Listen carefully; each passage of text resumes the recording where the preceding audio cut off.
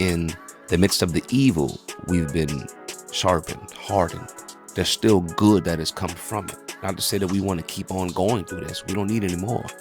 But even in the midst of that, we're able to laugh at anything. We're able to forgive anyone. Let them in our culture. Let them dance with us, crack jokes with us, even though we know we wouldn't get the same treatment. Even though we know when we go to their parties, to their get-togethers, even though they say it's okay, we're still going to be looked at funny sometimes. I'm not saying me necessarily, because like I've admitted already, I don't believe that I get as much of the attention that another brother may get who's a darker tone than me. You understand?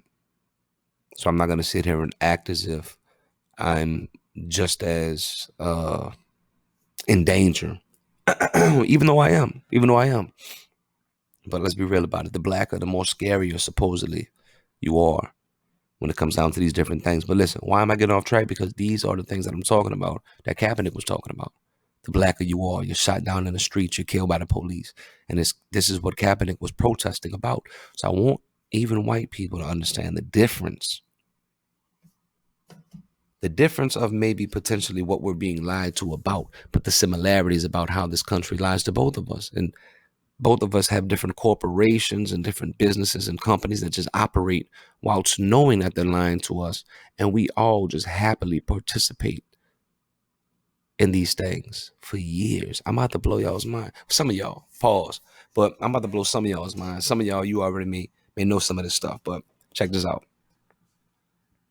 John McCain. I want to talk about John McCain, the Arizona senator, who in 2015 helped eliminate blackouts. Now, y'all know what blackouts are. Blackouts were when if your team in your hometown didn't sell enough tickets that week, I believe it was, the game would not come on TV. It wouldn't come on local television. You had to have a package. You know what I mean? One of those special sports packages or something like that. And I don't even know if that stuff was out at that time or when it came out. But blackouts meant if your team did not sell enough tickets at that stadium, you could not watch the game because you were not supporting the team. Now, that would seem fair to say, well, if you're not supporting that team, or if the city isn't supporting that team enough, then you don't deserve to see that team play on television. That seems fair enough. Except the only problem is that most NFL stadiums are taxpayer funded. See, these are the type of games and the type of corporation games that are being played that a lot of whites in America just allow it to happen and take place and don't say anything about.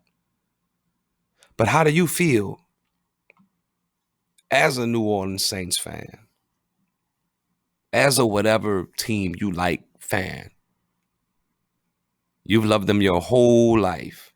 You go to games when you can afford them, but you buy jerseys, you buy different pieces of memorabilia for the team. But if the team doesn't sell enough tickets on a particular Sunday, you would be denied the privilege or the right to watch that game on television that week, even though your tax-paying dollars fund the stadium that they played in.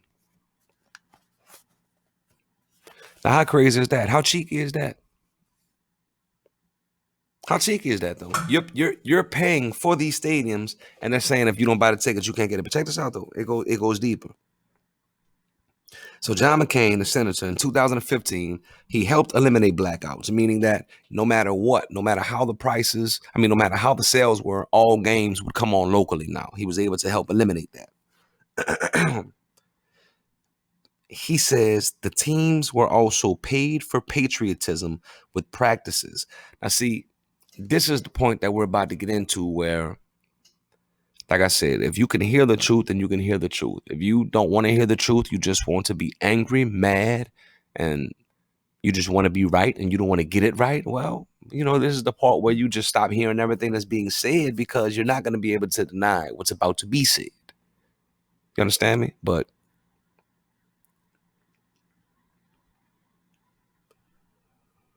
he says teams were paid for patriotism with practices such as salute to soldiers and on-field flag rollouts So during the month of, I believe, November, every year, NFL comes out with the salute to service stuff where they start wearing the camouflage stuff, all the military stuff. They start dropping all that stuff. I used to love this stuff. I used to buy all kind of stuff. I still have some of the towels. I had the Peyton Manning jersey, the hoodie, all kind of stuff. The green, the army green, military green stuff.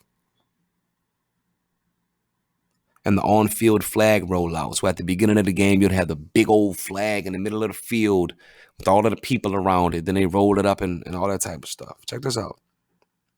He says that these teams were paid for patriotism when doing all of these things. The theme of this message. Now, check this out. I want you to understand this. You're going to hear me say throughout the course of this message that one of the themes of this message is I do know and understand at the end of the day that the NFL is a privately owned company. That's fine. I do understand. I do understand that if as an owner or a boss, you want to say you have to stand for the anthem, you have to do this, or you're fired or whatever, I understand it is your right to do that. But like I say, it kind of begins to be different once you find out that the public is funding these stadiums. So it's not as private as what you all made it out to be. Not only that, you're about to find out some other things about this if you didn't know already. So like I said, I understand the NFL is a private company, but if you want to flaunt the image of patriotism and freedom, act like it. Don't just put that image out there and be able to back it up with all of your actions. Check this out.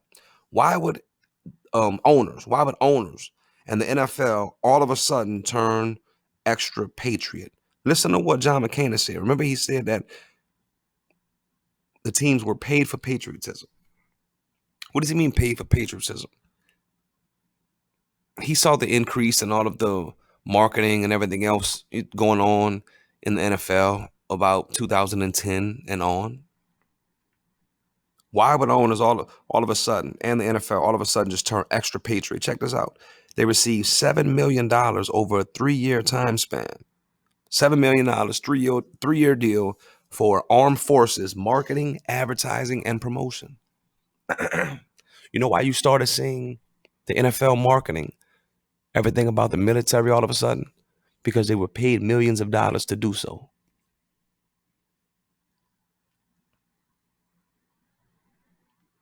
And being that that's government spending, guess who was footing those bills? You. Guess who paid it? You.